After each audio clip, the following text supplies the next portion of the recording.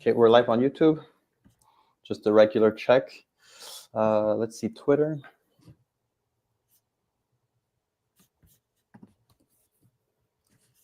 We are live on Twitter.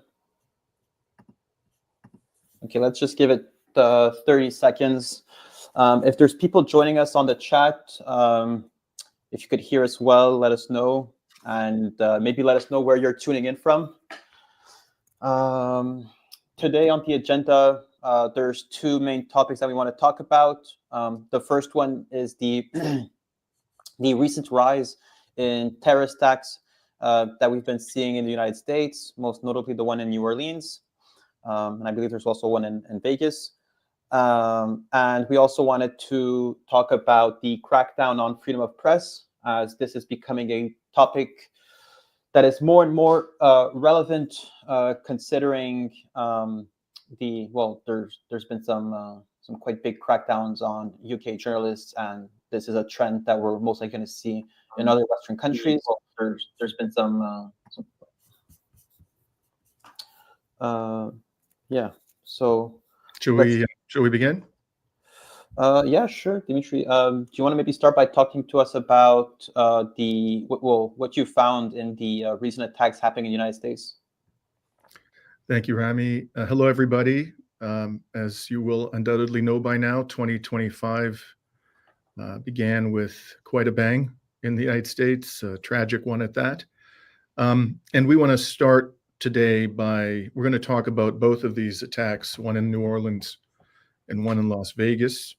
We'll start with the New Orleans attack and then transition into a brief discussion into what happened in Las Vegas. So when events like the New Year's Day attack in New Orleans happen, it's customary for the corporate media to publish articles that have headlines including the words, "What we know about X." And this is quite misleading because a lot of the time, what they claim we know, we don't really know. It could be true. It could be demonstrably false. Many times it's simply unsubstantiated allegations by the police, which the corporate media dutifully treat as established fact. So I say this because I think we all need to take those types of reports with a grain of salt, but also because I want to emphasize that what I'm about to say to you is not, for the most part, established fact. I'm going to tell you what I understand the official narrative to be, but bear in mind as you hear this, that much of this could be complete fabrication or just erroneous interpretation of the evidence. So let's put that aside and let's focus now on what law enforcement officials have told the media. They say that in the early hours of New Year's Day, on January 1st, a man named Shamsuddin Jabbar used a rented Tesla truck to mow down revelers on the famed Bourbon Street in central New Orleans as they were celebrating New Year's. He killed 14 people and injured dozens of others, including 2 police officers, the latter of whom were wounded with gunshots, apparently, before he himself was shot dead by police. Law enforcement also say that Jabbar placed explosive devices in the area before changing clothes and carrying out the attack, but for unexplained reasons, none of these devices exploded before they were found by the police. According to police, Jabbar's truck bore an Islamic State flag on its trailer hitch. Authorities now claim that Jabbar acted alone, but in the early hours of this attack, they initially expressed suspicion that Jabbar had accomplices. Jabbar was born in the United States and raised in Texas. He was a U.S. citizen. Not only that, he served in the U.S. military for 13 years, from 2007 to 2020. He served in the U.S. Army from March 2007 to January 2015 as a human resource specialist and information technology specialist. He deployed to Afghanistan for 11 months, almost a full year in 2010, and held the rank of staff sergeant upon leaving the service. For some time, Jabbar was stationed at the massive U.S. military base in North Carolina that was formerly known as Fort Bragg, named after a Confederate soldier, apparently. But because it was a Confederate soldier. It was rebaptized some time ago, I believe, by the Biden administration as Fort Liberty. Jabbar's military service was recognized with numerous awards, including the Army Commendation Medal, 3 times he won that, the Army Achievement Medal 4 times, and other distinctions included the Afghanistan Campaign Medal with a campaign star. So whatever he was doing over there was apparently significant. He also received a NATO medal and the Meritorious Unit Commendation 2 times. So he's a quite highly decorated veteran, 13 years in the US military, including in Afghanistan. Law enforcement officials allege that Jabbar recently became, quote, inspired, close quote, by Islamic State writings that he read online. According to police, these writings radicalized Jabbar. These are the 2 words you see over and over again in the media reporting about this, that he was inspired by Islamic State and was radicalized by its online writings. It's important to dissect, however, what the police are not saying about the Islamic connection to the attack and to Jabbar. The police are not saying, as far as I know, I've seen no reports of this, that Jabbar was a member of Islamic State. They are not saying that Islamic State trained Jabbar, directed Jabbar, armed Jabbar, or funded Jabbar. Nor are they saying that Islamic State has claimed responsibility for the attack. So as you're going to see, media outlets are describing this as an ISIS terrorist attack, but if they didn't train him, they didn't fund him, they didn't direct him, he wasn't a member of the organization, and they're not claiming responsibility for it, it seems to me quite a stretch to call it an ISIS terrorist attack, even if there's some evidence that he was, quote unquote, inspired or radicalized by something he read online, which purportedly emanated from ISIS. Now, anyone who commits this sort of atrocity, and I can't stress this enough, does not suddenly go from being a normal, well-adjusted member of society to a mass murderer just because he read some shit online. What Jabbar read online might have been a contributing factor to his crimes, but the idea that online content all by itself can cause this sort of radical transformation in a person's character, being an upstanding, decorated veteran of the US military, productive member of society, suddenly becoming a mass murderer who is wreaking terror and savagery on his own compatriots, that this can happen just because you read some stuff online seems to me to be fantastical. Again, it could have been a contributing factor, but I would say, and just as a matter of common sense, I don't purport to be a professional psychiatrist, but as a matter of common sense, the man must have been quite damaged before he became, quote unquote, radicalized. At a bare minimum, his experiences in life must have been sufficiently traumatic and painful to him to cause him to be susceptible to the sort of things that he was reading that have been attributed to ISIS. So what might have damaged Jabbar? Again, I'm in no position to offer any kind of a psychiatric assessment. Even if he was in front of me and I was interviewing him, I couldn't do it because I'm not a psychiatrist. So all we can do as laypersons is, exercise our best judgment and try to consult expertise where we find it and try to form an opinion about how this happened. In my opinion, the number one suspect here is Jabbar's service in the US military. Now, can you pull up image number 1, Rami? And you're going to see here, everybody, the headline from an article that was just published by The Intercept. I have my issues with The Intercept, but it does, from time to time, do quite good journalism, and I think this is a very important article. You'll see here, the title is U.S. Military Service is the Strongest Predictor of Carrying Out Extremist Violence. The mass murder in New Orleans and Cybertruck explosion in Las Vegas fit a troubling pattern among U.S. vets, research says. And this is by Nick Turse, published on the day after the attack. And just to summarize for you what Nick reported, again, based on research that he examined from U.S. university academics, Military service is the, quote, single strongest individual predictor of becoming a mass casualty offender, far outpacing mental health issues. The same research reviewed by NERS showed that from 1990 to 2010, about 7 persons per year with US military backgrounds committed extremist crimes. Since 2011, that number jumped to almost 45 per year. That's quite an increase. You're talking a 500, 600% increase over the statistics prior to 2011. Interestingly, and perhaps this is pure coincidence, the year before that jump, that massive jump, Jabbar did almost an entire year of military service in Afghanistan. Now, what do we know about the war in Afghanistan and what Jabbar might have experienced there? Along with, and we're going to get to him, Livelsberger, the other decorated U.S. Army veteran who was involved, or the perpetrator of the attack in Las Vegas, allegedly. Well, here's what we know about the war in Afghanistan.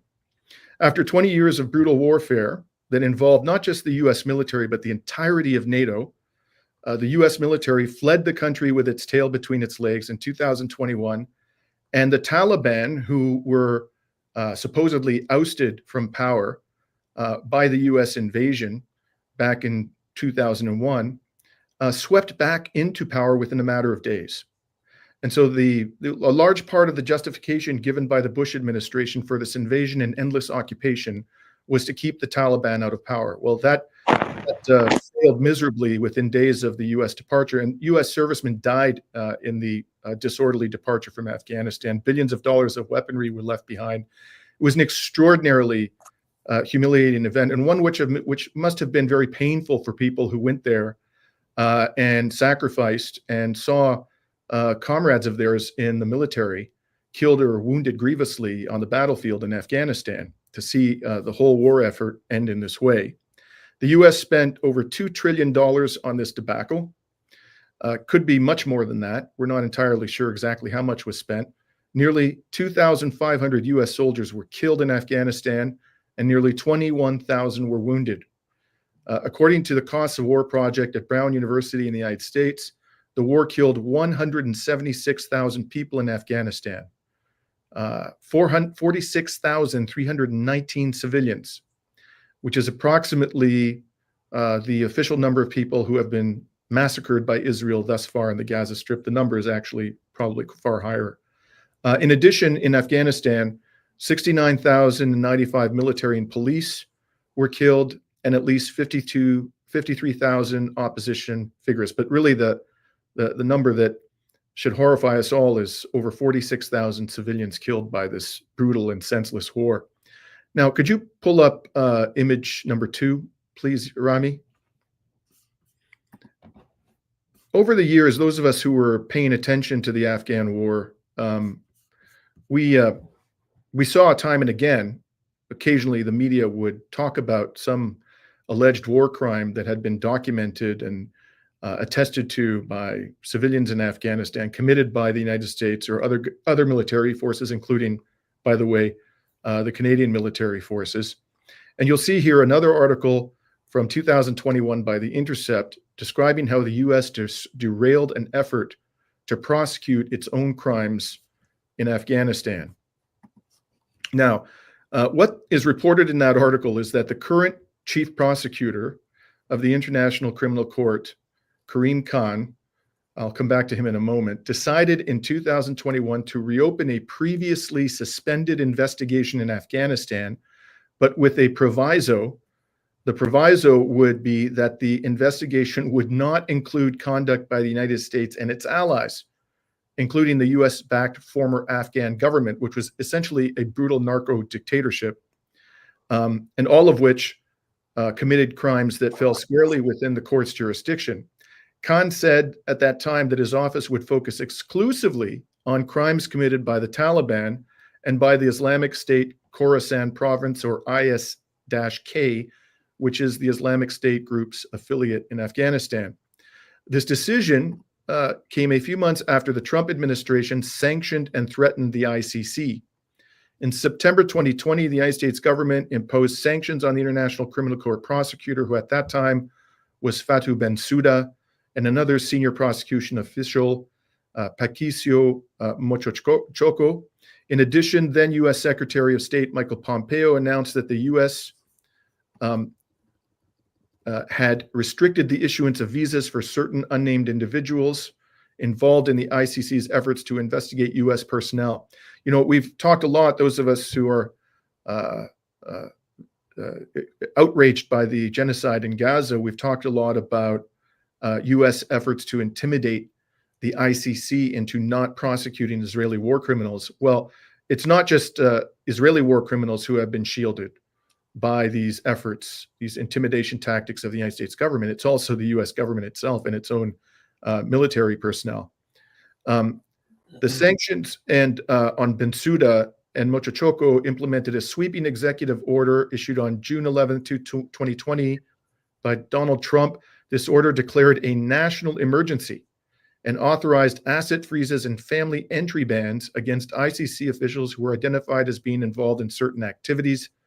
Earlier, the Trump administration had repeatedly threatened action to thwart ICC investigations in Afghanistan and Palestine. So clearly, I would submit the U.S. government has a lot to hide in its war on Afghanistan. If it didn't have anything to hide, then why would it take these extraordinary and draconian measures to intimidate the ICC? So I would suggest to you that when you add it all up, the real story about Jabbar was not that he was inspired by Islamic State. That is, a theory that ought to be investigated thoroughly, obviously. But the one we should be most focused on, based upon the evidence we have, is that this atrocity was committed by someone who may well have been deeply disturbed by his experiences in the U.S. military, whether in Afghanistan or elsewhere, and who is another example of this quite stark pattern of former members of the U.S. military engaging in extremist violence. But this, of course, is not the story that the corporate media and their billionaire owners want you to hear. No, they want you to believe that this is all about Islamic State. Now, let's assume that its online writings did in fact influence Jabbar. What do we know about Islamic State? IS, first of all, seems to have zero interest in attacking Israel for some bizarre reason, even during a time in which Israel is blatantly committing genocide against a predominantly, overwhelmingly Muslim population, Arab population in Gaza. It also seems to have very little interest in attacking the United States. As I said, I'm not aware of any claim by IS that was even responsible for this attack. Now, could you please insert image number, or show image number 3, Rami? Because I think that this is quite telling. And you'll see here, this article talks about what Julian Assange and WikiLeaks concluded after an exhaustive review of leaked cables, classified cables that related to ISIS. Their conclusion was that ISIS was actually created by the CIA. And I'll tell you that when I was traveling in the last 2 years extensively through West Asia and places like Iraq, Lebanon, occupied Palestine, Jordan, this was a sentiment that I heard from people who live in the region over and over again, that they believed, rightly or wrongly, that Islamic State was a creation of the United States government and the British government, and it effectively did their bidding. Now, this should not sound implausible to you, I would suggest, because in 1979, as we know, when the Soviets invaded Afghanistan, the Carter administration decided to fund the Mujahideen, the Afghan fighters who would fight the Soviet Union and later became extremist, turned their extremist violence on Western targets. The Carter administration made a formal decision by the middle of 1980 for Saudi Arabia to essentially split the cost of arming the jihadists in Afghanistan with the United States and have the Pakistani intelligence service funnel weapons to those jihadists. So we know that the US has used jihadists in the past for its own hegemonic purposes. And for these reasons, I would suggest to you, you don't have to take Julian Assange's word for it. It's at least plausible that IS is somehow controlled by, funded by, influenced by the United States government and Western intelligence agencies. And one other oddity I should mention in this account of what Jabbar did, I pointed out at the outset of my my recounting of the official narrative that there was an ISIS flag in the rented truck that he used to mow down these innocent civilians. Could you pull up image 8? Yeah. Rami? This is a photograph that was taken of this ISIS flag shortly after the attack. And my understanding is that the flag is upside down. And you'll see this person commenting here that the writing should go on the top and the circle on the bottom. Now, you know, I guess if the person was actually dedicated to the organization of Islamic State, he would know how to display the flag. This could just be some completely irrelevant factor, but it does seem odd that somebody who claims to be acting to have been inspired by ISIS wouldn't even know how to display the flag. But I don't attach too much importance to that. It's just an interesting fact I thought people should be aware of. So what is more interesting to me is that, along comes an intrepid New York Post reporter to tell us the tale that the government wants you to hear. Could you pull up image number 4, please, Rami? This is an article, as you'll see, entitled "New Orleans ISIS terrorist Shamsuddin Jabbar had bomb-making station in Quran open to chilling passage in his home, new photos reveal." And notice the use of the word ISIS terrorist. It's unclear to me how you could say in good conscience that this is an ISIS terrorist when there's no evidence that ISIS funded him, armed him, that he was a member of the organization, that he was directed by ISIS, and ISIS hasn't even claimed responsibility for the attack. But whatever.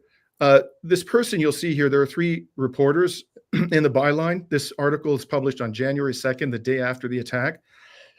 And the first one listed there is Jenny Tare. Jenny Tare is an interesting figure. So according to the New York Post, quote, Jenny focuses on the U.S.-Mexico border where she's reported from countless times. Jenny began with the Post in March 2024 as the sole reporter to witness a massive riot involving 300 migrants who were seen in a video that went hugely viral, attacking soldiers and rushing the border wall. She regularly appears on Fox News, Newsmax, Sky News, all of them intensely, fanatically on pro-Israel organizations, by the way, and other news channels to discuss immigration. The New York Post only talks about her coverage of the immigration crisis. Why she was assigned to this story, I don't know.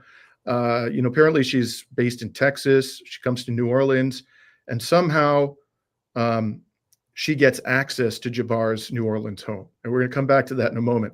But I just want to show you some information about the ideological orientation of this person, this New York Post reporter, Jenny Tare. Could you pull up image 5, please, Rami? This is just a sample of what you can find on her feed on X. She says here, this is April 30th of 2024, last year. So this would be, 7 months into this heinous genocide. She says, I was in Israel during an intifada a few years ago. It was a knife intifada. And this is a comment on another post showing an intifada banner at Hamilton Hall at Columbia University. So she's clearly implying or suggesting that the students at Columbia University who were protesting against the genocide are violent extremists, knife-wielding terrorists because they use the word intifada. I would just point out to Jenny, if she were here, that Israel doesn't use knives to destroy its civilian targets. It uses 2,000-pound bunker buster bombs. It uses drones, artillery. It uses torture. It uses chemical weapons. There's even indications of that. So even if these were knife-wielding terrorists, this pales in comparison to the terrorism of Israel. But there's absolutely no evidence whatsoever that any of these peaceful protesters at Columbia University did engage or plan to engage in violent extremism.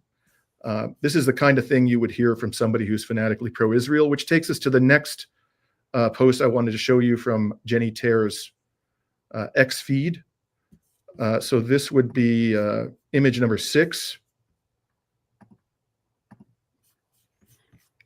And here's Jenny Terr, as you're going to see, trying to evoke all kinds of sympathy for an Israeli soldier who is a dual citizen of the US and Israel.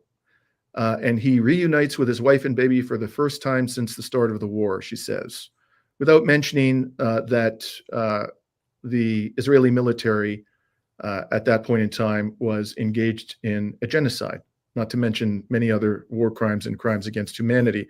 So if you look at the totality of her public commentary on Israel, I think it's fair to say that she is a Zionist fanatic and be somebody who would be very sympathetic to the Israeli government's characterization of Muslims and Arabs as bloodthirsty terrorists who want to wipe out the Jewish people.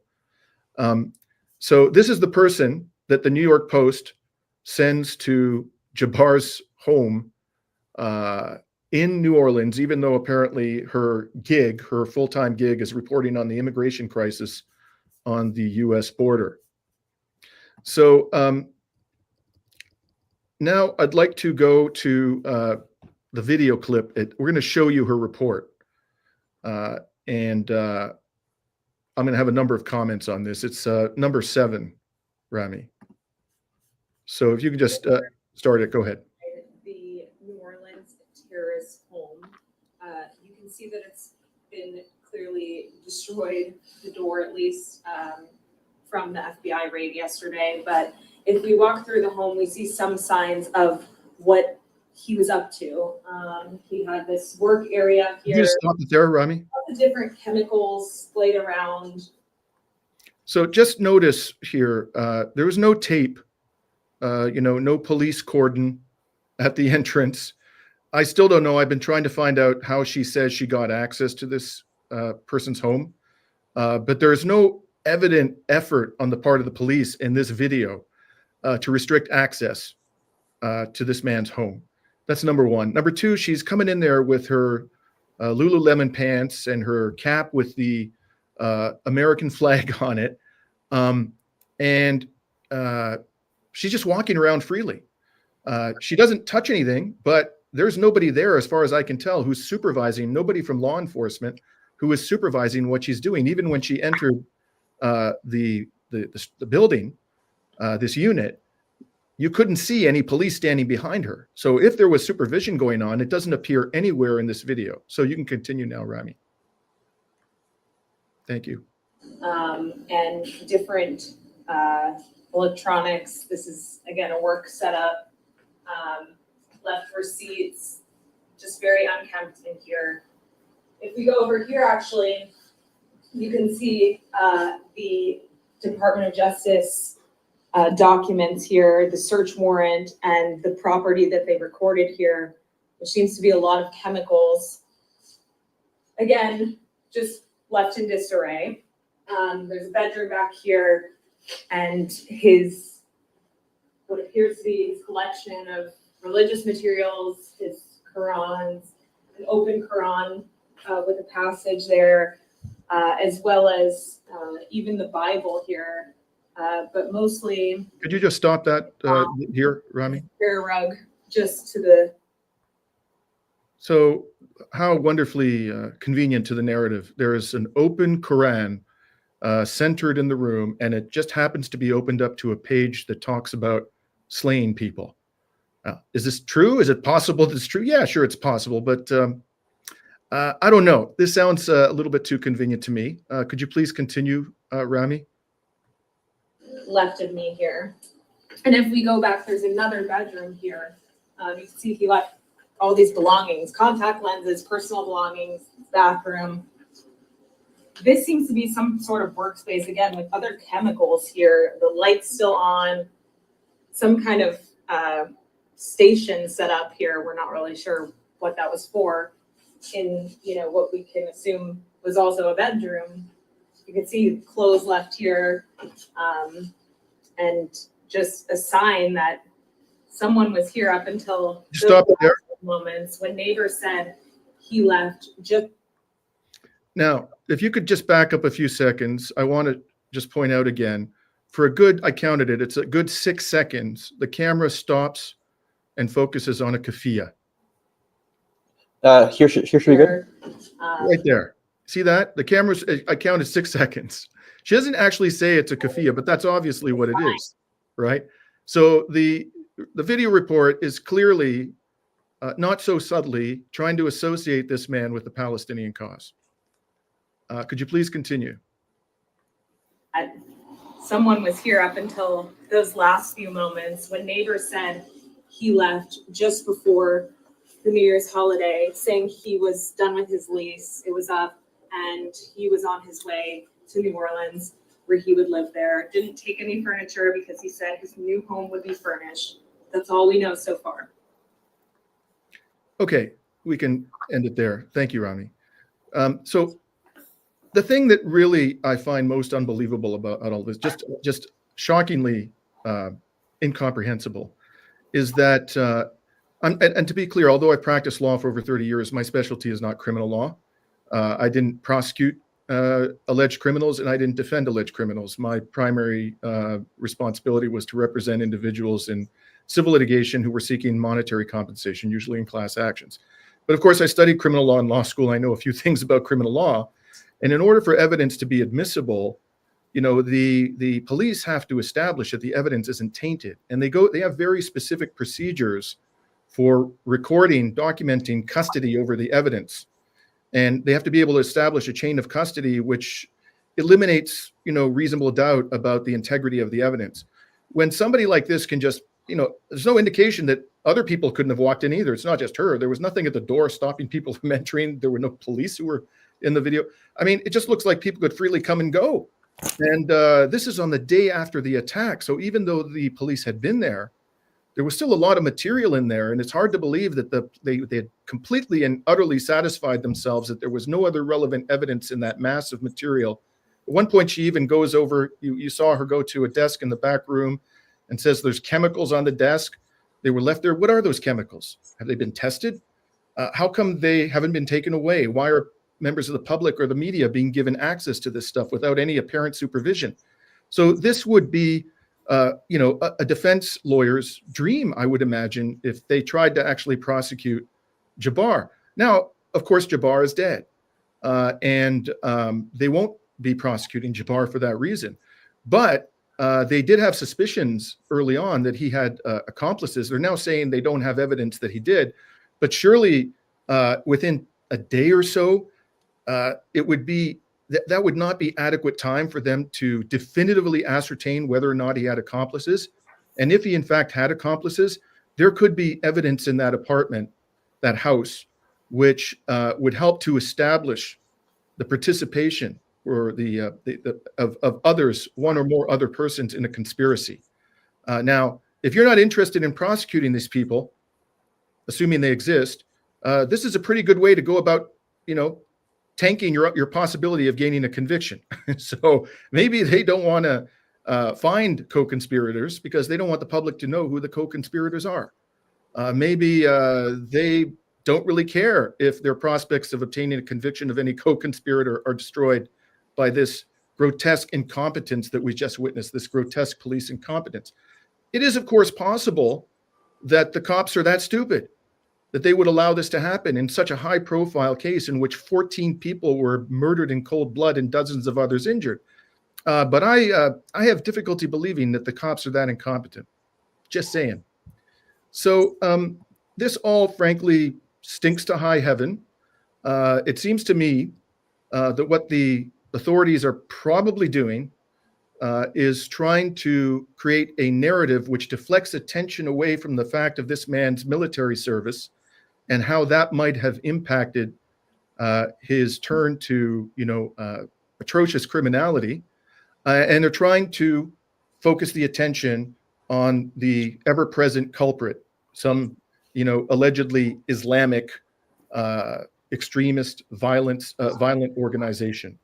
And I say the Islamic because, in my opinion, these people, I've said this for a long time, the people who engage in this kind of behavior, even though they may at times call themselves Muslim, I don't think they actually can fairly be described as Muslim. But whatever your view of that may be, the fact of the matter is, it seems to me that the authorities don't want you focusing upon this man's military service and the role it played. And all of this, of course, this narrative that they're feeding us, that this is all about Islamic State, happens to conveniently advance the agenda they're currently pursuing, which is to destroy any and all forms of resistance to U.S. hegemony in West Asia, in the Muslim world and the Arab world, by the most brutal methods imaginable. If they can get the public worked up about a terrorist threat, an alleged terrorist threat emanating from self-described Muslims, probably the public is going to be more supportive of or more tolerant of the brutal methods that are now being employed by the United States and Israel to crush resistance to their aggression in West Asia. So this takes me then to the New Year's Day attack in Las Vegas. So as I indicated at the outset, as many of you know, within hours of this attack in New Orleans, and this is again the official narrative, an active duty U.S. soldier parked a rented Tesla truck full of explosives and fireworks at the entrance to the Trump International Hotel in Las Vegas. The truck then exploded, but caused minimal damage and lightly wounded some people nearby. The only fatality was the U.S. soldier who committed the attack. Now, there's been quite a bit of confusion around how this soldier died. Originally, I saw reports that the soldier got out of the vehicle and at some distance from the vehicle, just before it exploded, shot himself in the head. Then I saw reports that he actually shot himself in the head while he was in the driver's seat. And then very shortly after that, the vehicle exploded. And then I've seen some reports which suggested that he was actually burned alive or died in the explosion that he caused when he ignited the explosives in the vehicle. All these reports say that his passport and military ID were found at his feet, which is kind of curious because there was a very intense fire resulting from this explosion, but somehow these things were left in sufficiently good condition that they were legible, whatever. The name of this soldier, we're told, is Matthew Livelsberger. Livelsberger, according to the police and the U.S. military, served in the Green Beret, a highly trained U.S. Special Forces unit who work on counterterrorism abroad. He served in the U.S. Army since 2006, rising through the ranks with a long career of overseas assignments, deploying twice to Afghanistan. So like Jabbar, he had very significant service and time in Afghanistan. He also served in Ukraine. Interesting, I'd like to know what an active duty Green Beret was doing in Ukraine. We've been told that active duty soldiers are not involved, from NATO countries, are not participating in the war, other than as advisors. Maybe he was there purely in a consultative capacity, but he was in Ukraine. He was also in Tajikistan, Georgia, and Congo, according to the U.S. Army. He was awarded a total of 5 Bronze Stars, including one with a Valor for courage under fire, a Valor commendation for courage under fire. He had a combat infantry badge and an Army commendation medal with Valor. And like Jabbar, Livelsberger spent a good deal of time at Fort Bragg, this massive U.S. military base in North Carolina. The police nonetheless say that they have found, quote, no definitive link, close quote, between Livelsberger and Jabbar. So according to the official narrative, they were both decorated U.S. soldiers. They both served in Afghanistan. They were both stationed at Fort Bragg, and they both committed their attacks within hours of each other using a rented Tesla truck. Could this all be a coincidence? I suppose anything's possible, folks. I happen to be very skeptical that this is a coincidence. I don't purport to know exactly. I can't say with certainty that there was some kind of coordination between these two, that there's some link beyond those we've been given, that they knew each other. But that seems like quite a remarkable series and number of coincidences. At the end of the day, what strikes me as most important about the story of Livelsberger is that it's just been revealed that he left a letter. This is according to the police. And his letter states that this was not intended, his explosion of this vehicle was not intended to kill anybody. It was intended as a wake-up call for the country's ills. And this is the money line. He needed to cleanse my mind, that's what he said, of the lives lost, of people I knew, and the burden of the lives I took. I stress, the burden of the lives I took. And the police, for unexplained reasons, are not disclosing the entirety of the letter. Does the letter go on to explain what he meant, whose lives he took, how many lives he took, whether the lives that he took were acts of criminality, were war crimes? We don't know.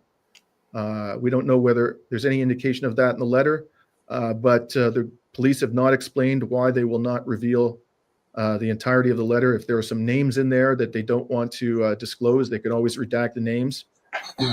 But the key point here is that this man, according to the police themselves, was expressing pain for having killed people in his capacity as a U.S. soldier. And that does seem to have been a motivating factor in what he did and in taking his own life. So again, I think our focus here, based on what we know, should be on the military service of these two men and the devastating impact it may well have had on them into the lead up to these two violent and tragic events. So Sam, Rami, that's what I wanted to say, to our audience about this extraordinary double attacks happening in New Orleans and Las Vegas. Before to turn to the subject of Richard Medhurst and the Terrorism Act of the United Kingdom, you have any additional thoughts you want to share with us about this story? I just want to emphasize that we're being skeptic and not necessarily pushing some sort of big conspiracy happening behind the scenes, but we're truly trying to get to the bottom of what's really happening and making sure that our questions are answered.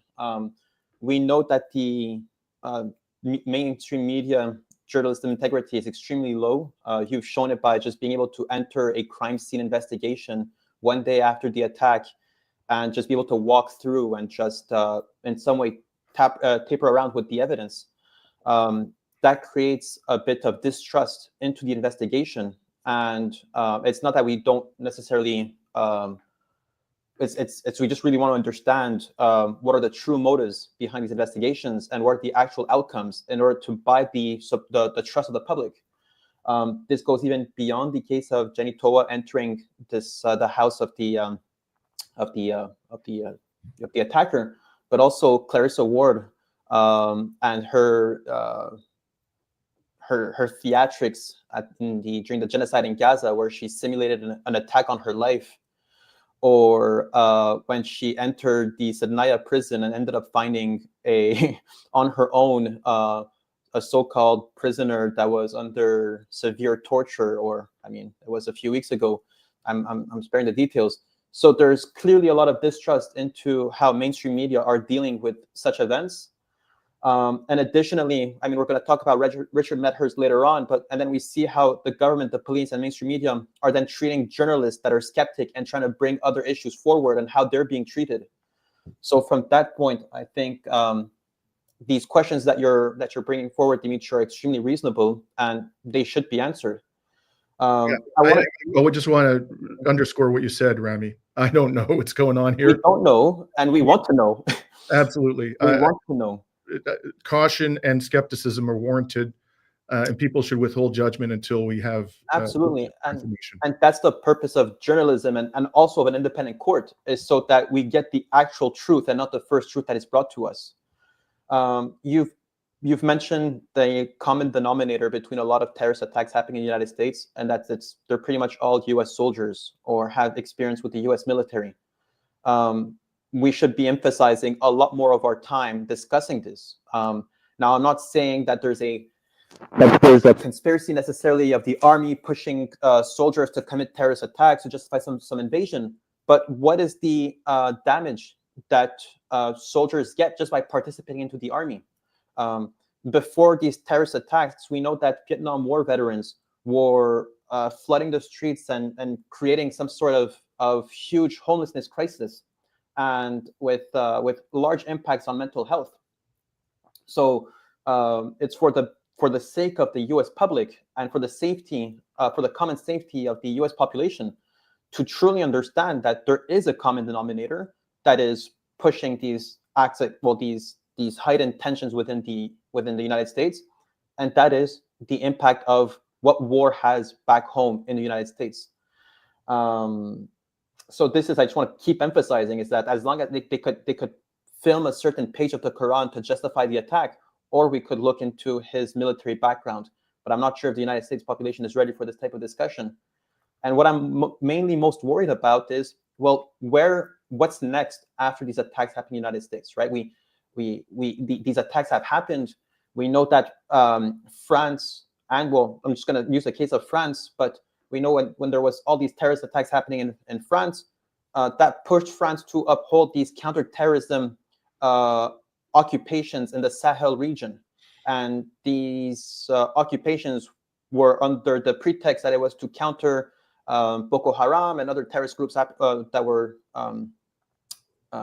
active in the Sahel region. But what ended up actually happening was creating a dependence of these countries, of the Niger, Mali, Burkina Faso, to France to guarantee their own security, which increased the number of the corruption levels in those countries, and creating a kind of a master-slave relationship between the Sahel countries and France. We know that the government of Syria collapsed, and HTS, a cutout of Al-Qaeda, which used to have a partnership with ISIS, Al-Nusra Front, is now governing Syria. This might not be the end of. I mean, I don't see Syria having much peace for the next few years.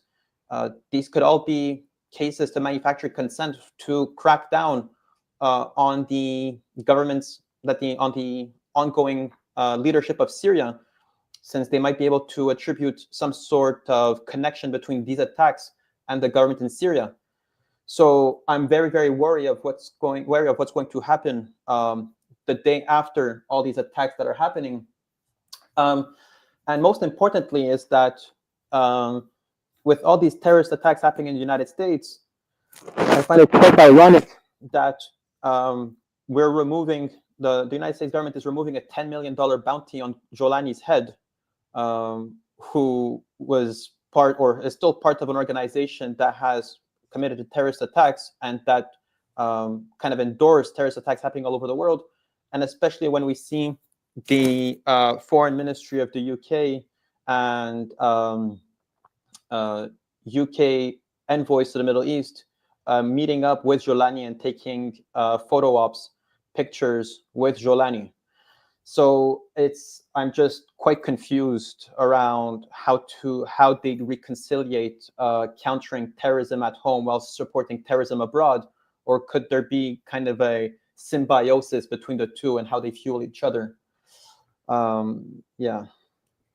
So shall we turn then to Richard Medhurst? And maybe the way we should frame that discussion is just by taking people to those two sections of the Terrorism Act in the United Kingdom before you begin to tell us about the latest debacle or you sent me those pictures. So this is the first act, the first part of the Terrorism Act, Dimitri. I would like you to comment on it as soon as I pull it up, which is up. So this was a legislation that was adopted by the United Kingdom Parliament in 2000. And it contains a number of provisions which I think can fairly be described as draconian, really inconsistent with basic concepts of civil liberty and due process. So the most troublesome provision is Section 12, and it says, I'm going to go down to Section 12(1)(a). So it's the bottom half of this image you're seeing on the screen. A person commits an offense if the person expresses an opinion or belief that is supportive of a prescribed organization. Basically, prescribed organization are entities that have been designated by the British government as terrorist entities, and in doing so is reckless as to whether a person to whom the expression is directed will be encouraged to support a prescribed organization. So they don't, supportive is a very broad word, very broad word. So you can say, let's suppose you are applauding the fact that Ansar Allah in Yemen, you express approval of this on social media, that Ansar Allah in Yemen, which I believe the British government is now designated as a terrorist organization, other Western governments certainly have, is trying to prevent ships from delivering goods to Israel, which is engaged in a genocide, and is attacking what, according to Ansar Allah, are military targets in Israel. So if you are in any way, you compliment or commend Ansar Allah for doing that, you would undoubtedly fall within this language. Same thing if you were, in any way, shape, or form expressing support for Hezbollah's attempts to draw Israeli military forces to the northern border to help the people in Gaza who were resisting the genocide, you would be within the language of this provision. And Rami, I just want to show again, if we could pull it up again, because I want to talk just briefly about the second part of this. B, in doing so, so you express an opinion or belief that is supportive of a prescribed organization. B, in doing so, the person is reckless as to whether a person to whom the expression is directed will be encouraged to support a prescribed organization. There's a couple of things to note about this language. First, the word reckless. You don't have to intend that somebody be encouraged to support a terrorist group.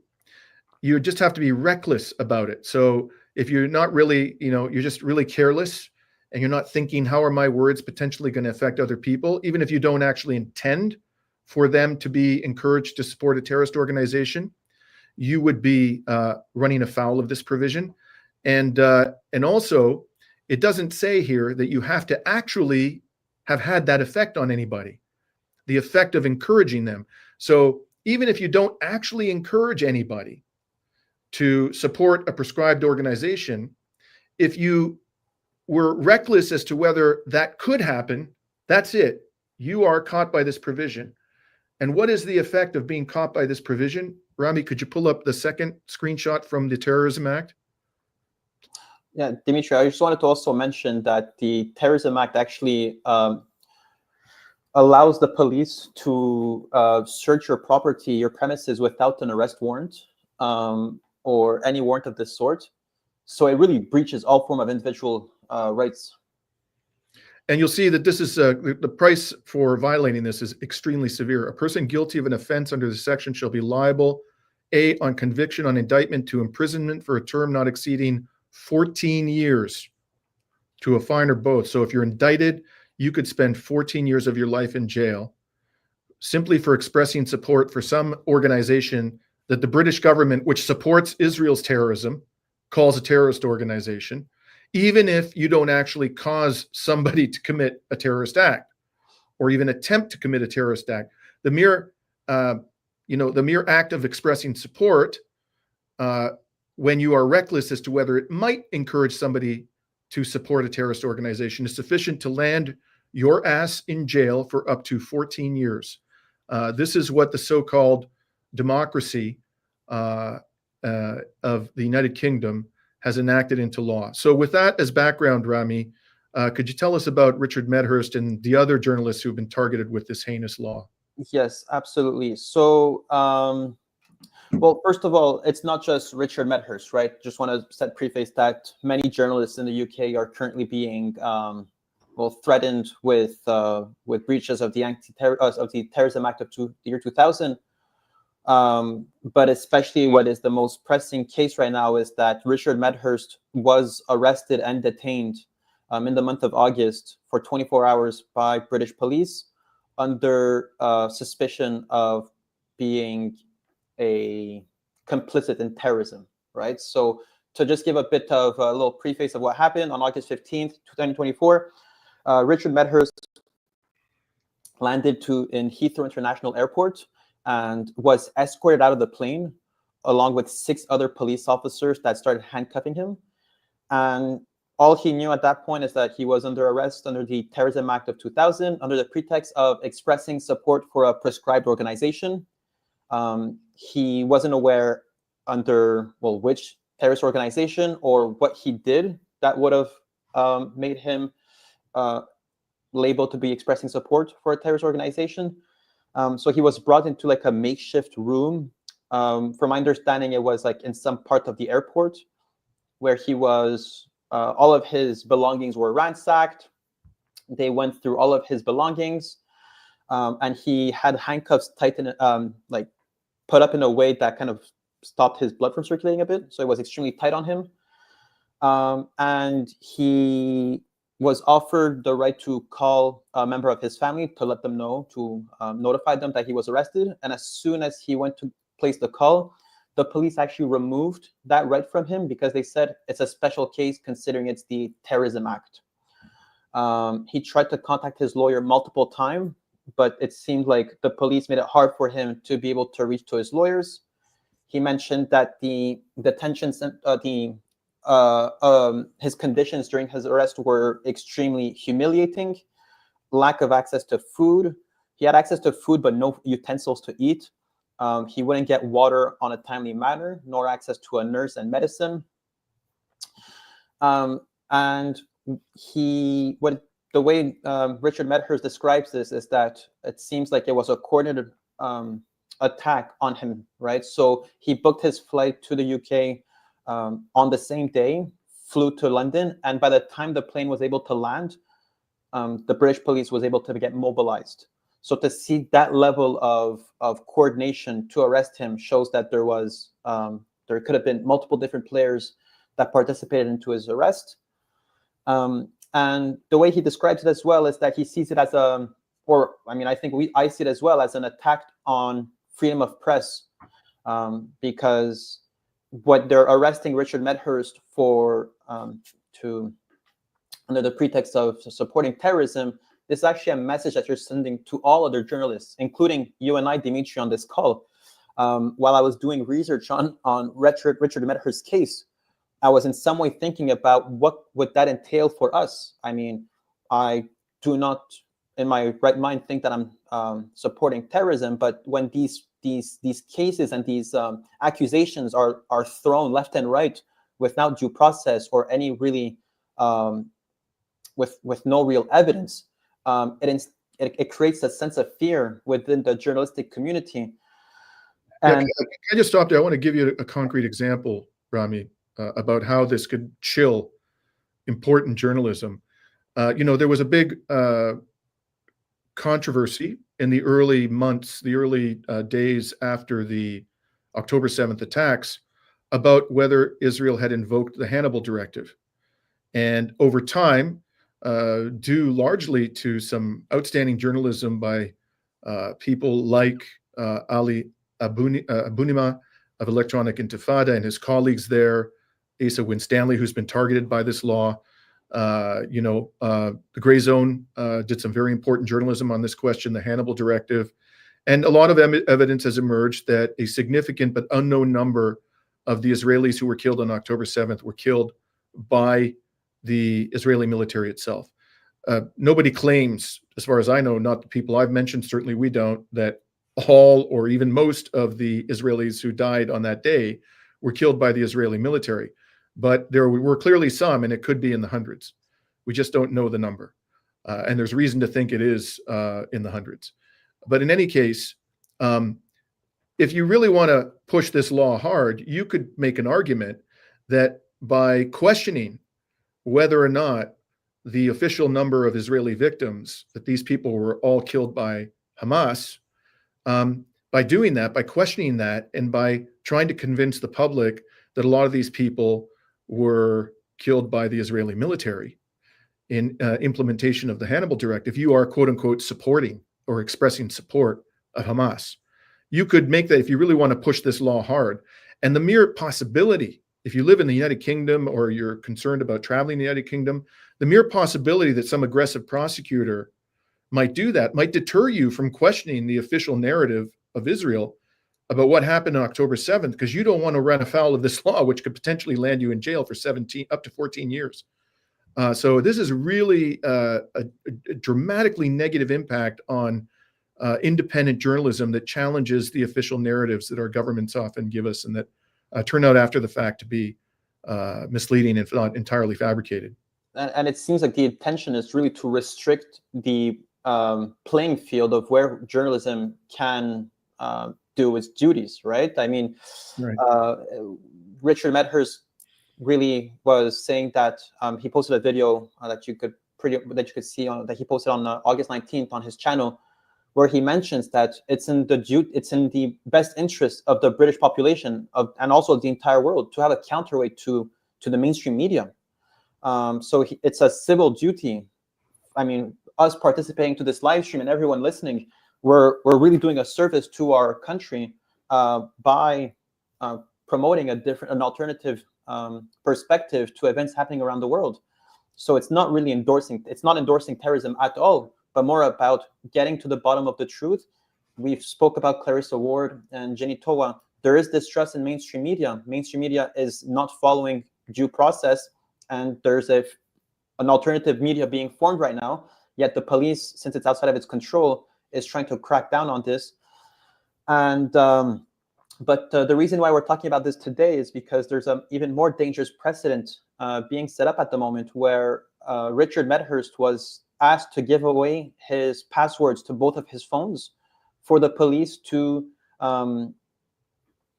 gather information from his devices. And for obvious reasons, Richard Medhurst doesn't want to share that information, doesn't want to share the passwords with the police.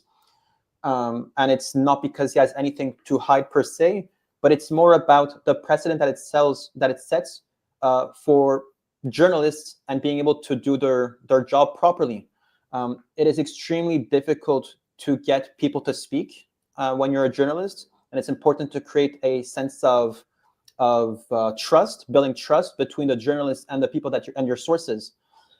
And this is obviously for the best interest of the population. And if you start giving away your phone passwords to the police, then you're actually tampering information that is being given to you, and you're also you're de-incentivizing other sources to provide information to you, because that trust is broken. Not because you're an untrustworthy journalist, but simply because the government is taking all of its powers to get information in ways that are quite questionable. So Richard Medhurst's defense is to say that, well, if I'm going to provide you my information, then I broke the trust between all of my sources, and that would harm like the freedom of press.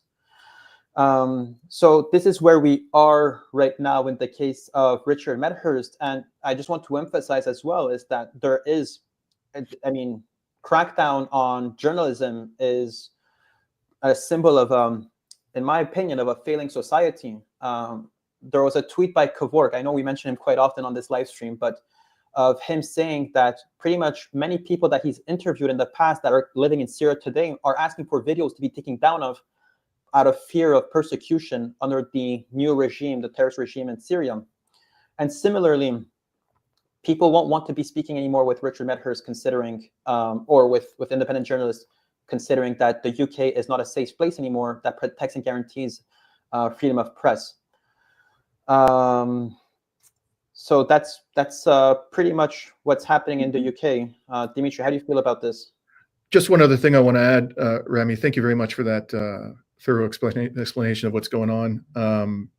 I've noticed a very troubling pattern where in the West, the governments of NATO or the G7 will get together and come up with a plan.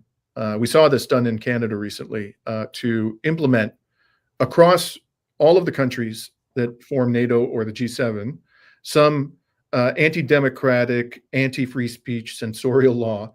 And what they will typically do is they will pick a jurisdiction where they think they'll be able to, they're most likely to get the law passed and have it upheld by the courts. And then once that law becomes normalized, they begin to adopt it in other jurisdictions in the West.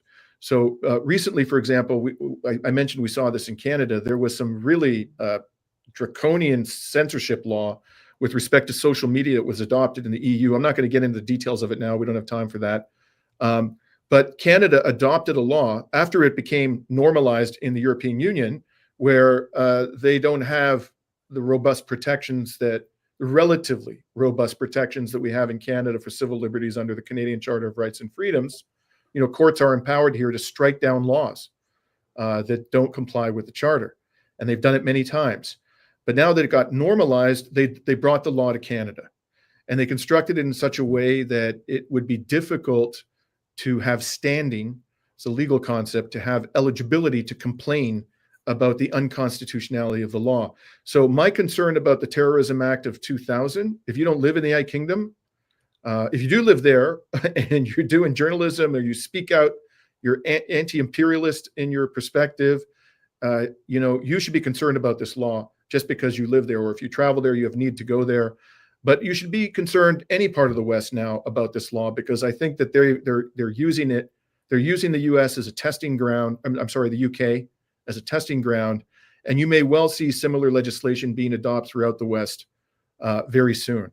And so, if you get any hint of that happening, you know, it's much easier to stop a law like this from being enacted than to have it repealed after it's gone through the legislative process. So if you get any indication this has happened in your country, act quickly, act collectively, and do your best to dissuade your legislators from adopting this draconian, anti-democratic, anti-free speech legislation. And Dimitri, just before we jump into Q&A, I just want to emphasize the fact that we try to promote our Western civilization to the rest of the world, these notions of freedom of speech, freedom of press. We are the first ones to condemn Russia and China on any form of the slightest violation of freedom of press.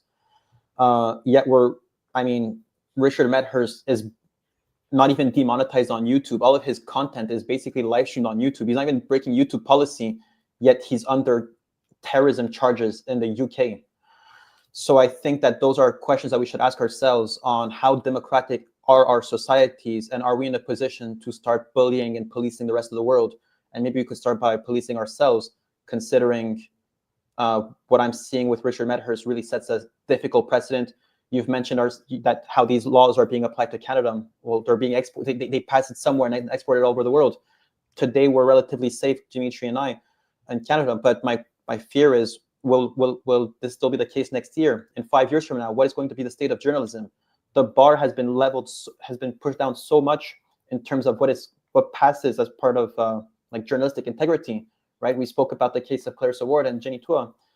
How bad will it get, right? How much worse can it get?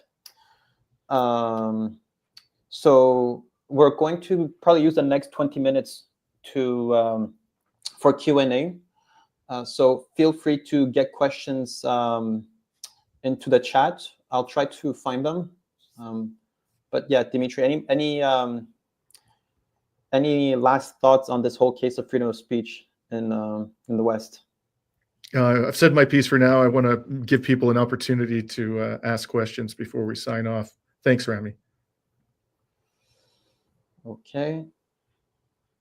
Also, folks, maybe put a Q at the beginning of the question, or try to make it obvious that it's a question, just because the feed is going pretty fast.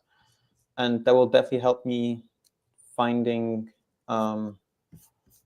which questions are meant to be answered.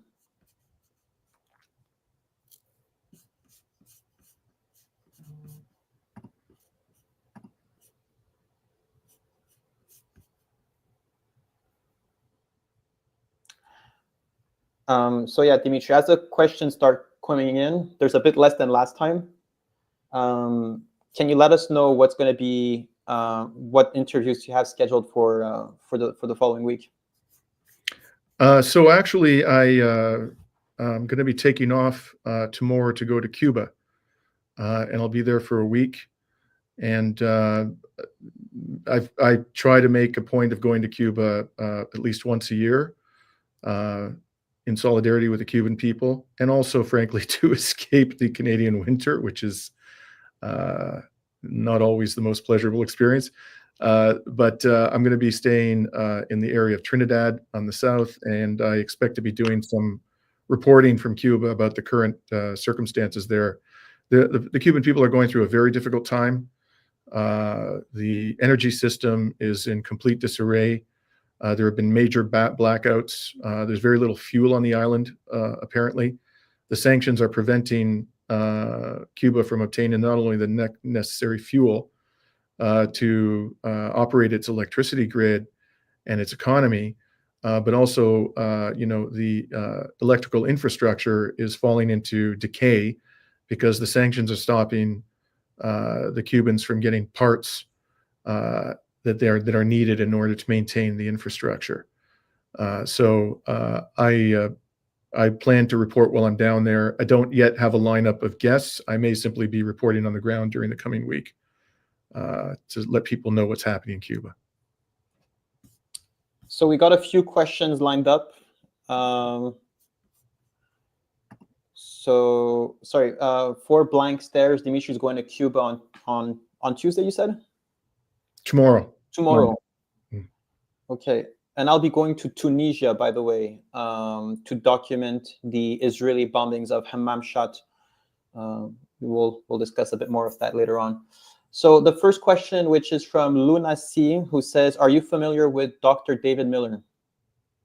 I don't know him personally, but I know, generally speaking, about his determination to speak his mind. He's apparently got an anti-imperialist perspective, and he's been targeted by, as I understand it, the United Kingdom government. I follow him on X, actually, and he's doing really admirable work, and I commend him for standing up for free speech. But I don't know him personally. Okay. Oops. Next question. So this is an interesting question by Mark O'Flaherty, who says, how far back will the UK government go to arrest someone? Good question. I'm assuming that the question is relates to the Terrorism Act of 2000. Most likely. Yeah.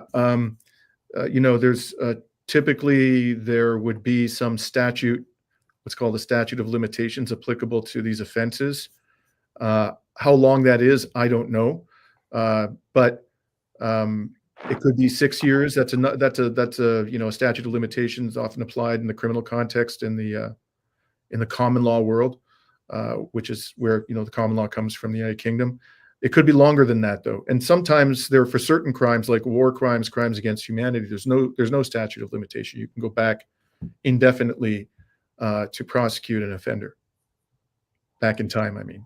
Yeah. Also, I mean, we could maybe post a link to the Terrorism Act of 2000, but there's like a lot of there's a lot of particularities to this laws related to arrest warrants, their ability to search, find evidence.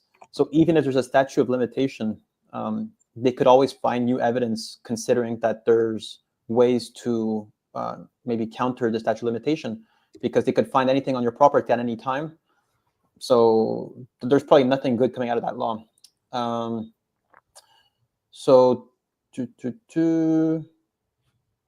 To what extent do you think, to what extent, this is from Not My Real Name, to what extent do you think Canada has rule of law? That's a good question. Because you're a lawyer, right? So you must have a bit of... Yeah, it is a great question. I could talk for hours about this, so I'm going to try to be succinct. I would say that we have a quasi-rule of law in Canada. We have elements of a true system governed by the rule of law, and then we have elements that undermine the rule of law. So one of the ways, and it's very important, when you're assessing to what degree a legal system is characterized by the rule of law, it's important to look not only at the letter of the law, but to look at, in practice, how is the law actually enforced? And it's particularly on the enforcement side that we are lacking from a due process rule of law perspective in Canada. So to give you an example, the law has become so complex that if you can't afford representation by a lawyer, you're in a world of pain if you're going to try to navigate the legal system. And most people in this country cannot afford a lawyer. Whereas a small minority of the population, maybe less than 10%, can afford to hire the very best lawyers. And of course, the best resourced, well-heeled defendants, particularly large corporations, can hire armies of lawyers. And those armies of lawyers will, leave no stone unturned in identifying ways to game the legal system, which may be perfectly legal, but they may exploit loopholes in the law or ambiguities in the law using their legal expertise. So the bottom line is, if you have a large segment of the population that can't afford representation, and a small portion of the population that can afford the very best lawyers out there, rule of law is largely theoretical. It isn't really realized in practice. And that's just one way. Another way I'll just mention briefly is that judges are appointed here by the government, the federal government. And really, when you talk about the federal government, you're talking about the prime minister and maybe a few very close advisors like the Minister of Justice. And in my experience, and by the way, Canada, as Canadians will know, for the entire post-World War II period, has been governed by two parties, the Conservatives and the Liberals, who've traded power. And their ideological outlook, despite all the noise they make about disagreements, is very, very similar. And they appoint people to the bench who are ideologically aligned with them, systematically. You will not find anybody on the bench. In my experience, I've dealt with dozens of judges across Canada. I've never found a judge who gave me the impression that he or she was not ideologically aligned with the leadership of the Conservative or the Liberal Party. And this affects, their interpretation of the rules of court, their ideologies. It affects their interpretation of the substantive law. It affects how they perceive the litigants in front of them, how they think about corporations, how they think about senior executives. In Canada, it's almost impossible to convict a senior executive of a major corporation of insider trading. Virtually never happens. And I can tell you that it goes on quite a bit in this country.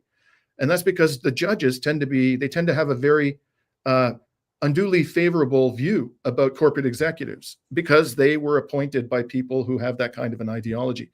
So again, these are ways in which our system of law in this country is deficient from a rule of law perspective. And I could go on and on. There are many others, but in some respects, we do have the rule of law. So it's kind of a mixed bag at this stage. And as far as I can tell, it's declining. The extent to which we have a system characterized by the rule of law is diminishing year after year. And Dimitri, I think as well, there's distrust in the fact that there's always this revolving door policy, right? Where you stop being a judge, you get a gig somewhere else. There's what we like to call the revolving door. Okay, so we have a few more questions.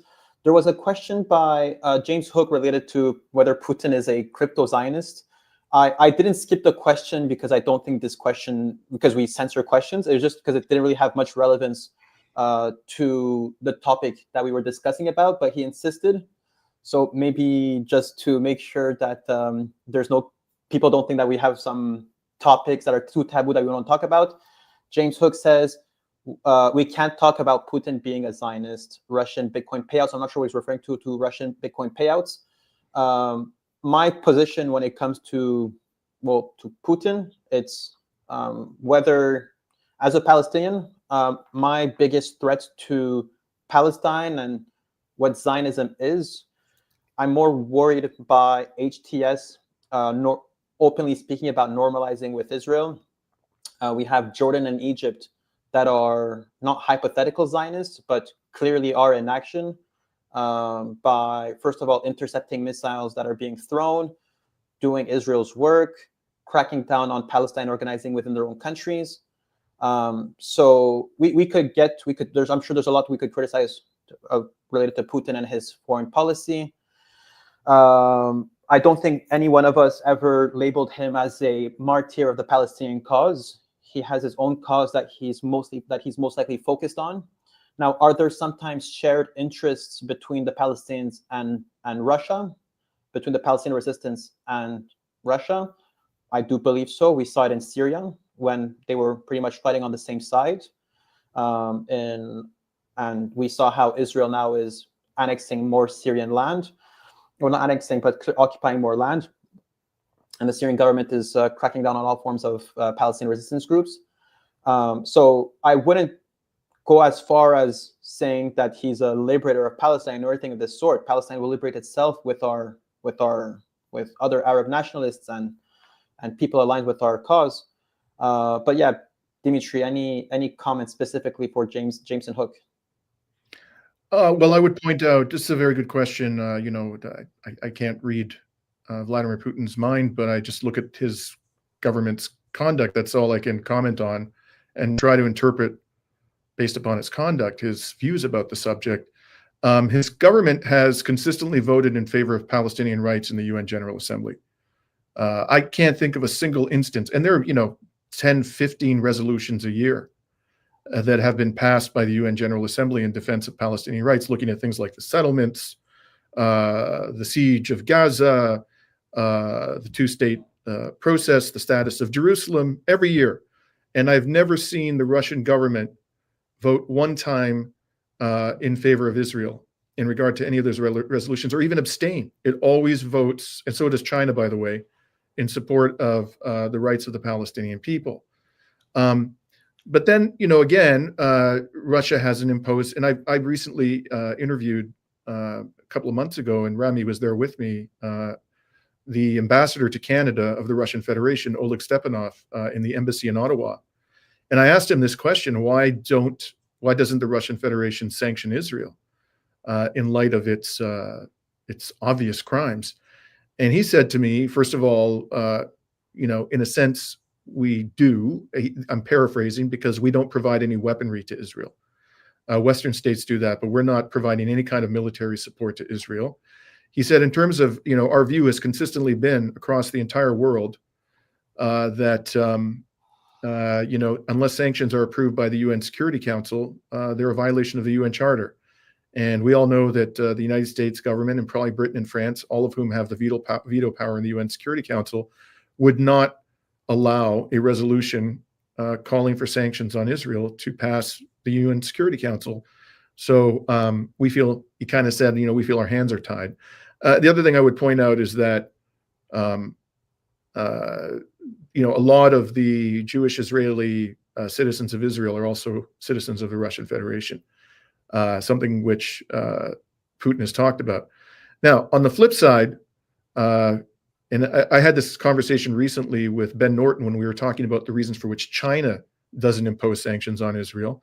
And my view as a lawyer is that, yes, in general, the UN Charter requires UN Security Council approval of sanctions. Unilateral sanctions in general violate the UN Charter. But there's an exception, and the exception is at least one, and there may be other exceptions, the case of genocide, because under the Genocide Convention, to which both China and Russia are parties, Article 1 stipulates that all parties have an obligation to prevent genocide, to use all means at their disposals. So where you have a judgment of the International Court of Justice, as we have in this case, rendered in January of last year, that it's plausible that Israel is committing genocide, there's no question, in my view as a lawyer, that the obligation to prevent genocide has been triggered, and that requires the imposition of sanctions, notwithstanding the United Nations Charter. So I disagree with the position of Russia and China. I understand why they have this position, but I think they nonetheless can and should lawfully impose sanctions on Israel. Now, does that make Putin a Zionist? I don't know. When you look at the totality of the evidence, I think that's a tough argument to say that he's a Zionist, but he could be. So there was a question here which says, how can we help Cuban people from Canada? Can we organize a flotilla to send goods? Well, first of all, I think it's highly recommended when you go to Cuba to bring basic medicine, and you could drop it off at any pharmacies or government building, and they'll proudly take them and redistribute them as needed. As well as if you're in one of the major cities, there's the Canada-Cuba Friendship Associations that you can get involved with. Subscribe to your newsletter. There's often some events. I believe there's also one particular to Quebec, which is Quebec-Cuba friendship groups. And they often send flotillas to Cuba with goods, donations. So you could definitely get involved with them. But also, Cuba encourages people to visit through their Casa Particular system, where you could stay at people's houses. And that is considered solidarity with the Cuban people. So those are the main two ways that I could think of. It's donating, getting involved with the friendship associations, and participating with these events. Dimitri, any other things in mind? Well, if you live in the United States, but contact your congressional representative and tell them, that virtually the entire world has condemned the sanctions on Cuba. I mean, there was a resolution recently. There is every year in the UN General Assembly condemning the sanctions and calling for the United States to lift them. And there's only two countries in the entire world voted against that resolution. They were the United States and Israel. So there is almost universal condemnation of the sanctions on Cuba. And this is bringing the United States, as are many other aspects of its foreign policy, into disrepute.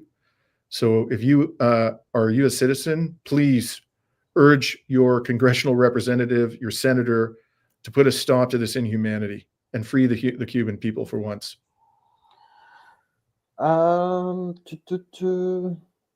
Sorry, just hard to find the best. All the questions are good, but just trying to. Do you think Cuba is being assisted by BRICS? There is some level of assistance going on there, economic assistance. The problem, I think, for the Chinese is a practical one, which is it's given Cuba's geographical location. I'm not just talking about its proximity to the United States, which is an issue, but also the fact it's an island, the fact that it's so far away from China, it cannot easily be accessed. It's difficult for it's not impossible by any means, but it's difficult for China to make the kinds of investments that you're seeing in other parts of the world, major infrastructural investments financed by Chinese government or state-owned corporations. But I suspect there is some level of assistance going on there. And frankly, that's one of the things I want to investigate when I'm in Cuba this week.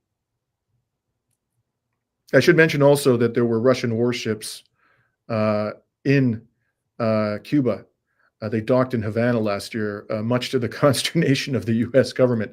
These were warships that are capable of carrying nuclear-tipped missiles that could reach, well into the U.S. interior. And keep in mind, we spoke last week about the Monroe Doctrine, about how any form of European or non-American influence within the Americas is considered an act of war against America. So, I mean, I think that China should still double down on their support for Cuba, but that just shows a bit the complexity of coming in support with Cuba and what America is ready to do to make sure that no one messes around with, quote unquote, what they call their own backyard, which is quite a colonial term, if you ask me. Okay, this is a good question, which is by Summer S, who says, what would be Dimitri's idea of a joint worldwide action in the legal realm against the genocide? There are a number of joint worldwide actions. I can't say really they're worldwide. They're international in scope, but they don't involve all or most of the countries in the world. And the problem with coordinating any kind of action on a global basis is that there are dramatic differences in the legal systems of various countries, right? So I think what the Palestinian Solidarity Movement is doing right now is focusing on jurisdictions where they have the greatest chances of success.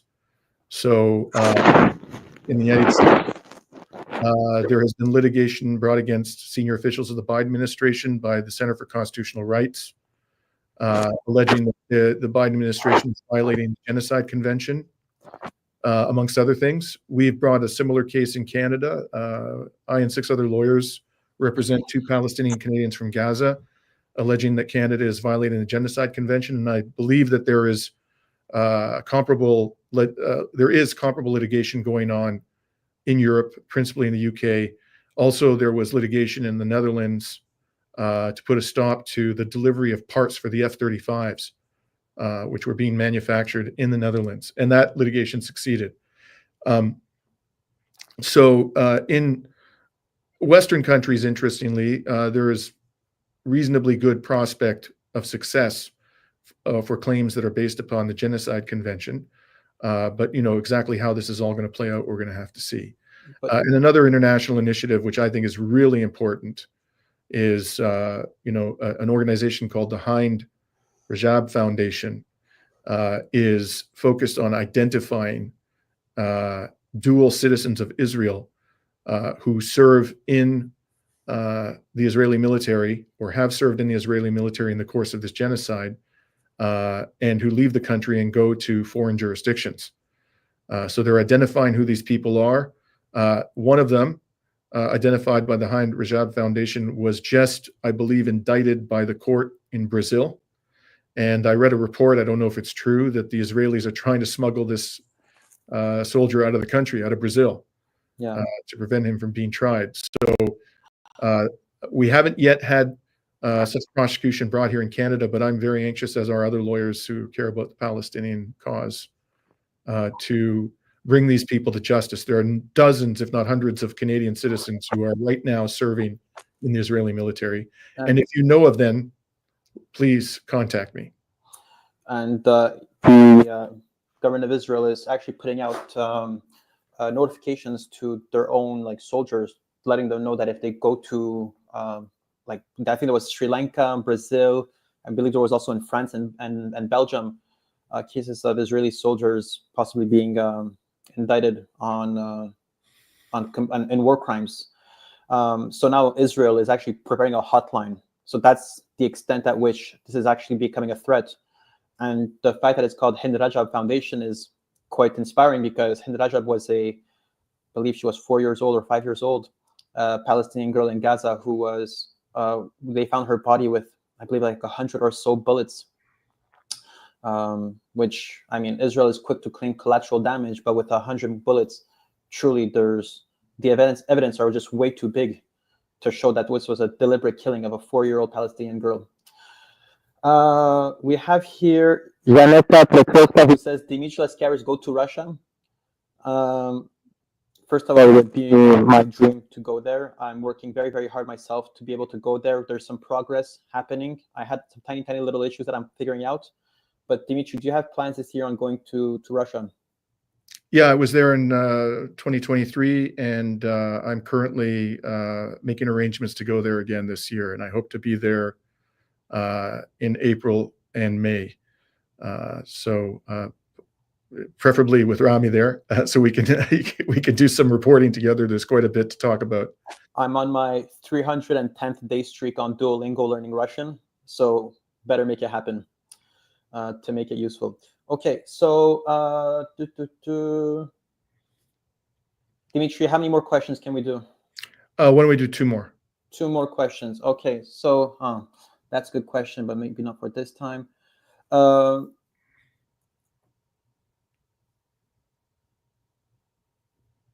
Well, this is a question / asking for an anecdote, but Dimitri, tell us the story where you spent years fighting a case and finally they won't enforce the ruling that you got. I believe they're referring to your Israeli wine labels, possibly. Could that be it?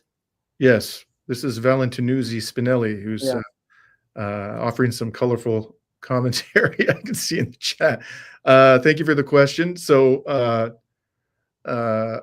the case is ongoing. A gentleman by the name of David Kattenberg, who is a Jewish Canadian who cares deeply about the Palestinian cause, retained me to challenge the use by Israeli settlement businesses of product of Israel labels on their wines that are imported into Canada. So these wines are made entirely in the occupied West Bank, which does not form part of the sovereign territory of Israel. Even the Canadian government agrees with this, and yet when these bottles are sold in Canada, the government allows them to have product of Israel labels on them.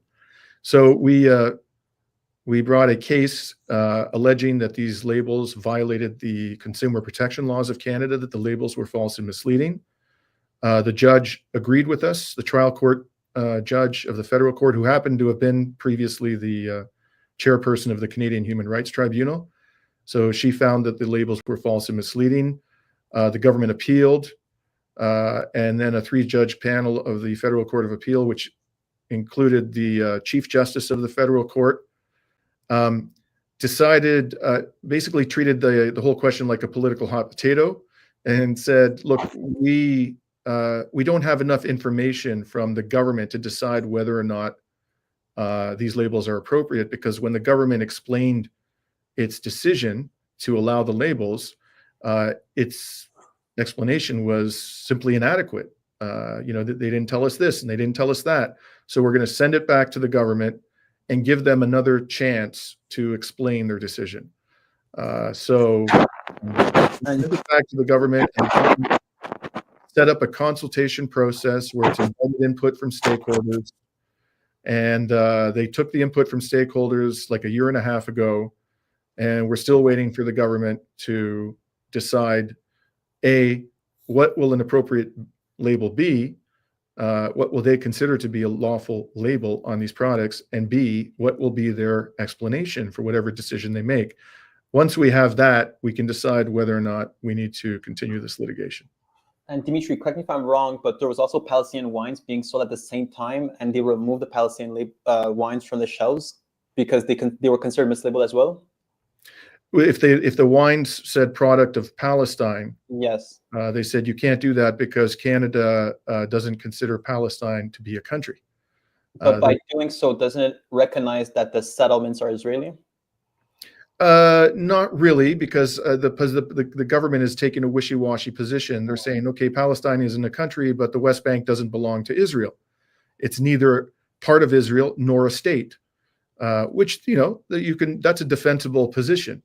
But one thing that's not defensible is allowing product of Israel labels on these wines, because the government is applying the law when it comes to Palestinian products and being neutral on the Israeli ones. Yeah. So this is not a question, but I just want to give a shout out over here to Maple Muffin, who says, I'm in Quebec. Thank you so much for the information about staying with Cuban families. I love going there. Hopefully Guantanamo will soon be closed and released and giving back to the Cuban people, right? You can go to Santiago de Cuba, right at the border. You get to see Guantanamo Bay, where it's basically a prison outside of U.S. jurisdiction, with many cases of terrorism. Of torture and abuse happening on Cuban land, right? The most revolutionary part of the world, which is poisoned with such atrocities by the Americans. So yes, definitely, we got to free Guantanamo Bay. Okay, so we have time for one last question. There's so many amazing questions that I just started noticing by the end, and I feel very, very bad for having just to pick one of them. If you think there's some really good ones, we can go a little longer. Okay. So the first one that I have, which is from Muna Ibrahim, who says, what do people do if they get corrupt judges and rule against them? And I think I'll rephrase the question by saying, what should you do if you have distrust in because it's hard to judge it's hard to know for a fact whether the judge is corrupt or not. But if you have a hint that the judge might be, what should you do? Well, I guess it all depends on what you mean by corrupt. If you feel that the judge is taking a payoff, is actually being compensated behind the scenes by a litigant to render a certain decision, if you have some hard evidence to back that up, you should bring the evidence to the attention of the relevant law society and the government. But if you don't have evidence, hard, credible evidence that the judge is actually corrupt in that narrow sense, I don't think you should make the allegation. Now, if by corrupt you mean that the judge is biased, that has an ideology, broadly speaking, one could regard that as a form of corruption, that they have an ideological bias that is disadvantaging unfairly a particular litigant. Your lawyer can bring a motion to have the judge recuse him or herself. And if the judge decides not, recusal simply means I'm withdrawing from the case, another judge is going to have to take it over. And if the judge decides to dismiss that motion and to remain seized of the matter, you can always appeal. But again, this is not an easy thing to do, to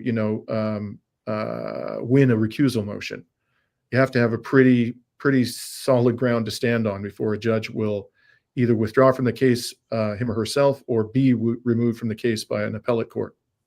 And Muna, if there's a specific case that you're referring to that involves you or someone that you know, of course, I think it's important to get legal help, whether it's from an organization, or maybe you can email a lawyer that is quite close to you. But let us know. Let us know in the chat.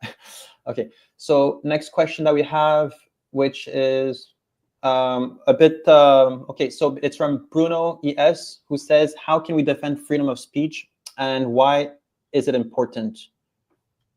Mm-hmm. Well, I always say the best way to defend freedom of speech is to speak.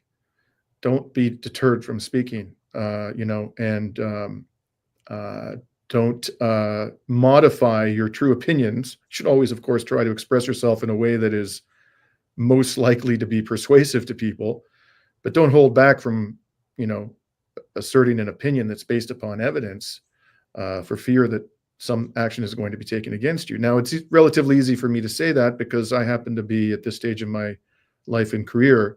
I'm not particularly concerned about, losing a job or losing a client. I've been practicing law for a long time, and I don't have to worry about those types of things anymore. But other people are not in that kind of position, so I understand, that they may, for practical reasons, be very concerned about the consequences of speaking freely.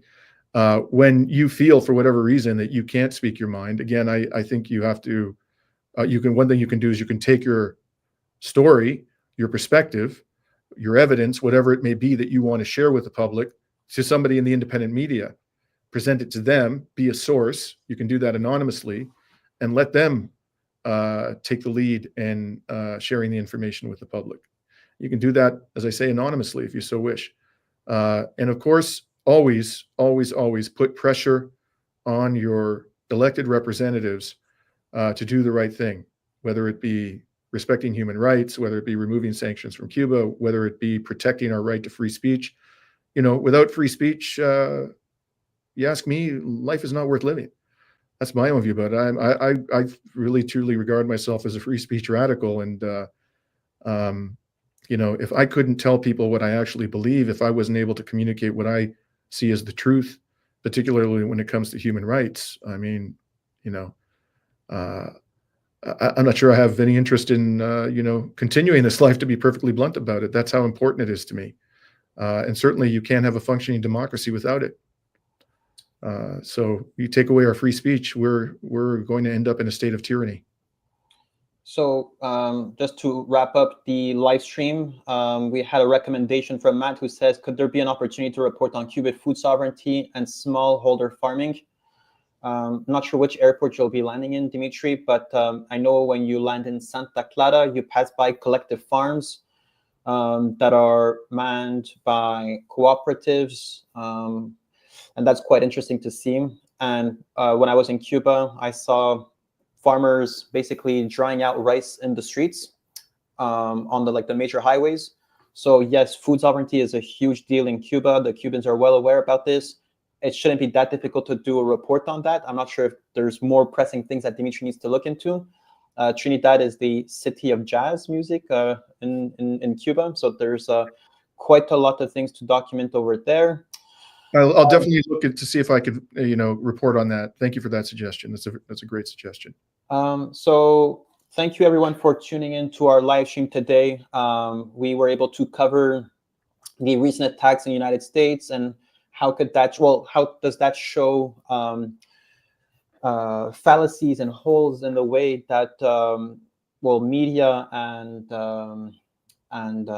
law enforcement are basically taking care of these cases, and what kind of impact that might have in the rest of the world.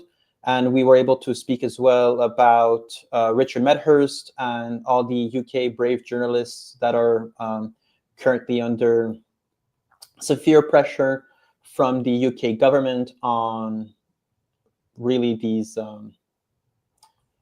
weak allegations of terrorism. And as Dimitri mentioned, this week he'll be in Cuba, I'll be in Tunisia. Hopefully we'll have some good things to report from these places, and we'll most likely get in touch at our next live stream on Sunday. Thank you very much, everyone. Best wishes for 2025. Take care.